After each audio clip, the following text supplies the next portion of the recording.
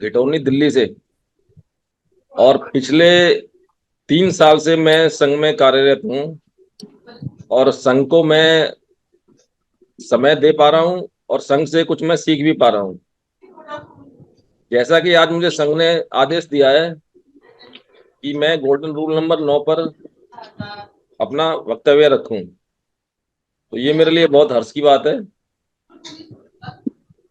साथियों, संघ के अपने कुछ नियम होते हैं, किसी संगठन के भी अपने नियम होते हैं, किसी घर को चलाने के लिए भी अपने कुछ नियम होते हैं। और उन नियमों को सभी संघ के सदस्यों को, संघियों को मानना होता है और उन नियमों के विरुद्ध वो चलता है, जिससे कि संघ को आघात पहुंचता है, उसकी विचारधारा को आघात पहुंचता है, उसका कोई गलत प्रचार प्रसार करता है, संघियों को बरगलाता है, तो वो संघात की श्रेणी में आता है। अब कुछ लोग ये कहते होंगे, भाई संघात होता क्या है। संघात मैं आपको बता दूं कि हमारे जो गोल्डन रूल जो 8 है, उसमें क्या है कि जो हमारे संघ में जो आचरण होता है, भाई उन्हीं को फॉलो करना होता है। यहाँ पर कोई ये तो नहीं है कि भाई कोई किसी की प्रॉपर्टी को छीनने का वो कर रहा है या कोई कुछ और कर रहा है कि भाई वो संघात में आएगा। यहाँ पर जो संघ के जो नियम है, उन्हीं को अपने आचरण में उनको धारण करना पड़ता है और उनको फॉलो करना पड़ता है संघ के अंदर। जैसे कि गोल्डन रूल नंबर 2 है कि भाई चंदा कभी नहीं। तो संघ के लोगों को कभी कोई चंदा नहीं लेना है, ना बाहर जाकर के लेना है कि भाई कोई संघ के नाम से पर्ची काटना स्टार्ट कर दे, भाई समन संघ के नाम से पर्ची काटना स्टार्ट कर दे, तो वो संघात में आता है। अब समन संघ ने नियम बना रखा है, भाई बहनों को हम बहन जी बोलेंगे और पुरुषों को सर बोलेंगे। अगर कोई संघ में आकर के गलत बोलने लगे कि भाई हम मैडम बोलेंगे या हम बहन जी नहीं बोलेंगे, तो वो संघात की श्रेणी में आ जाता है।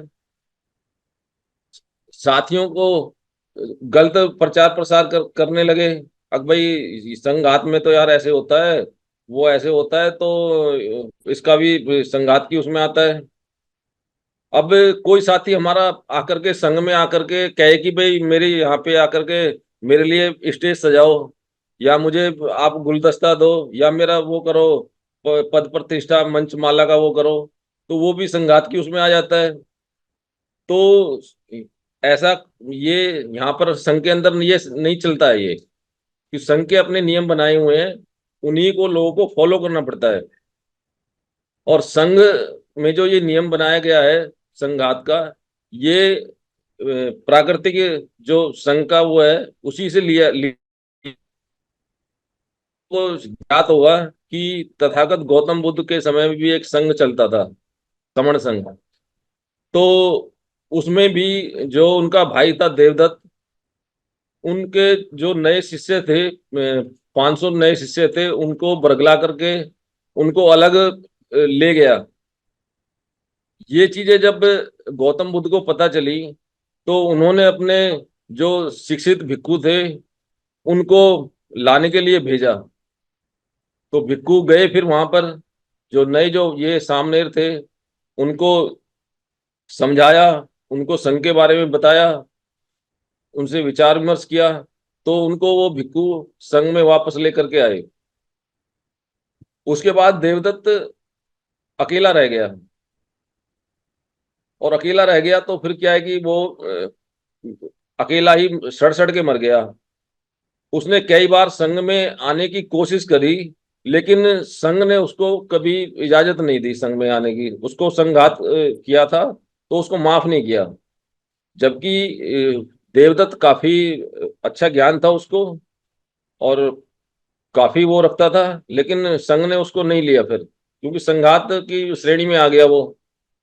और आप लोगों ने देखा होगा कि आधुनिक समय में भी जब बाबा साहब को संविधान लिखने का जब अवसर मिला, तो बाबा साहब ने भी संविधान के अंदर भारत संघ राज्य का उसमें अ, वो दिया कि भाई कोई भी राज्य संघ के विपरीत कोई कार्य नहीं करेगा, ना उसका गलत प्रचार प्रसार करेगा, उसके विरुद्ध नहीं जाएगा। अगर वो ऐसा करेगा तो भारत संघ गणराज्य के विरुद्ध उसको माना जाएगा और वो संघ घातक की श्रेणी में आ जाएगा। फिर अभी आप लोग देख रहे होंगे कि भारत की जो स्थिति है, अलग अलग राज्यों की अलग अलग वो चल रही है भाई, हम नहीं मानेंगे, ये नहीं करेंगे। अगर बाबा साहब ने संविधान के अंदर संघ गणराज्य का नहीं दिया होता तो अब तक इस देश के कई टुकड़े हो चुके होते और अभी भी आगे। लेकिन संविधान की एक मूलभूत ऐसी संरचना तैयार की है बाबा साहब ने कि इसके विरुद्ध कोई जा नहीं सकता। अगर वो जाएगा तो वो संघात में आएगा। फिर इसी के उस पे दुनिया ने अपने नियम कायदे कानून बनाए, अपनी सेनाओं के उन्होंने कायदे कानून बनाए। सेना के अंदर भी अगर कोई सेना का गलत प्रचार प्रसार करेगा, सेना के विरुद्ध कार्य करेगा और उसका सैनिकों के कोई गलत वो करेगा तो वो भी संघात की श्रेणी में आता है। सेना उसका कोर्ट मार्शल करती है, उसको दंड देती है और उसको सेना से निकाल भी देती है। तो ये सारे जो नियम है ये संघात की श्रेणी में आते हैं। और संघ की अपनी एक विचारधारा होती है।